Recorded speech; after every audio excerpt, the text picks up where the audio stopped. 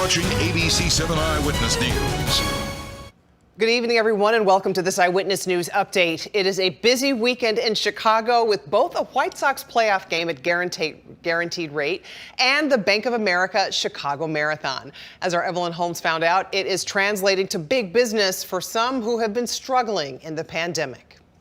The running of the Chicago Marathon is back, and there's no doubt that that's a benefit to the city. But it's also a benefit to local businesses, especially in neighborhoods that the route weaves through. Willandia Hall says the Crab Bucket seafood restaurant she owns with her mother and soon-to-be husband can't lose on Marathon Sunday. We decided to open at 12 noon instead of 2 p.m. like we have been doing.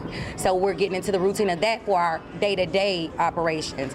And then today I actually came in and I prepped things that I know are really popular on the menu in case anybody heard about. Like other local businesses, the eatery hopes to capitalize on the throngs of runners and those who would cheer them on through the dozens of neighborhoods the marathon winds through. It's fantastic to be able to help so many folks who are helping to cheer their runners and walkers on as they are about to finish an amazing accomplishment. Yes. To be able to pop in and have a mimosa or pop in and have a coffee or have lunch. The Chicago Marathon was canceled in 2020, but organizers say in recent years, the race has pumped in excess of $300 million into the Chicago economy. Ken Chu of Emperor's Choice Restaurant, located along the marathon route on Whitworth, says the extra business would be nice. April 1st, we opened the dining room for the restaurant. So hopefully the marathon bring more business. Now, a lot of these new businesses that have opened and those that have been struggling through the pandemic want to take full advantage of this opportunity. Many are adding extra staff and extending their hours because of the Chicago Marathon. Reporting from Chicago's South Loop, Evelyn Holmes, ABC7 Eyewitness News.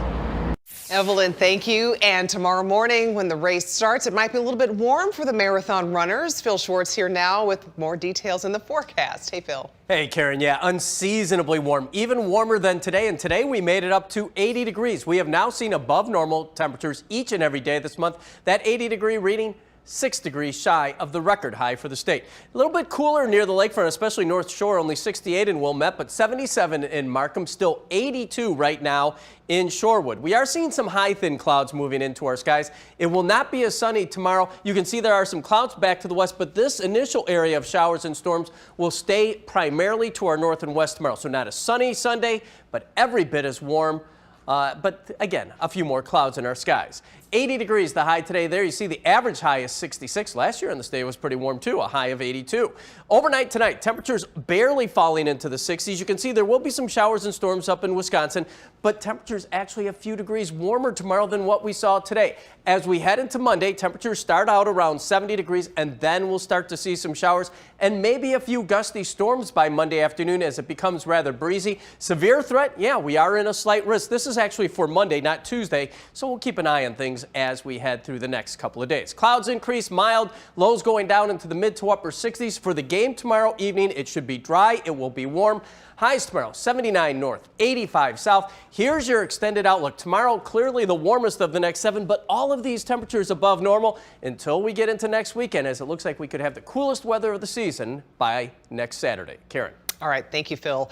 A 42-year-old Chicago man has now died after being rescued from a small lake, an unincorporated Round Lake. The man had reportedly been trying to launch a canoe on Highland Lake when it slipped away. He jumped in after it, but did not resurface. Divers were able to find him within 5 minutes of arriving on the scene, and they were initially able to revive him, but he died later at Advocate Condell Hospital.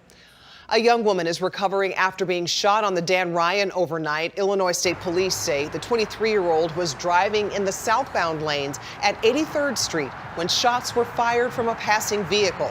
The southbound lanes were shut down for nearly 2 hours as police investigated. The woman is expected to be okay, and this is the 189th shooting on a Chicago area expressway this year. They say loved ones gathered to say their final goodbyes to Illinois State Trooper Gerald Mason, and he was found shot in his squad car on the Dan Ryan last week. His death has been ruled a suicide. Mason worked for District Chicago and was an 11-year veteran with Illinois State Police. A Texas 3-year-old missing for 4 days in a wooded area has been found. Law enforcement and volunteers have been searching for the boy who reportedly followed a dog into the woods. ABC's Zoreen Shaw has more on the rescue and the reunion. It's a joyous end to the search for 3-year-old Christopher Ramirez. Authorities reporting Saturday afternoon the little boy was found alive but dehydrated by a landowner 4 days after going missing. Officials say he was reunited with his mother and taken to a hospital to be evaluated. The search for Ramirez began Wednesday afternoon north of Houston after he chased a neighbor's dog into the woods. The dog returned, but the boy did not. His distraught mother pleaded for help to bring her son home. Authorities searched several bodies of water and drained one pond that was an area of concern. Multiple agencies, including the FBI, were involved in the search. Our evidence response team is out here doing searches high and low, between the trees, everywhere. It's still not clear where the little boy spent the past few days or how he survived this long by himself. But again, a happy ending to a desperate search for this 3-year-old. Zoreen Shaw, ABC News, Los Angeles. The annual Chinatown parade is back. Our very own Judy Sue was the MC, and she helped lead the parade through Chinatown. It's to celebrate the National Day of the Republic of China. This was the first parade in Chinatown since the start of the pandemic. Hundreds showed up today to raise awareness and to help fight breast cancer.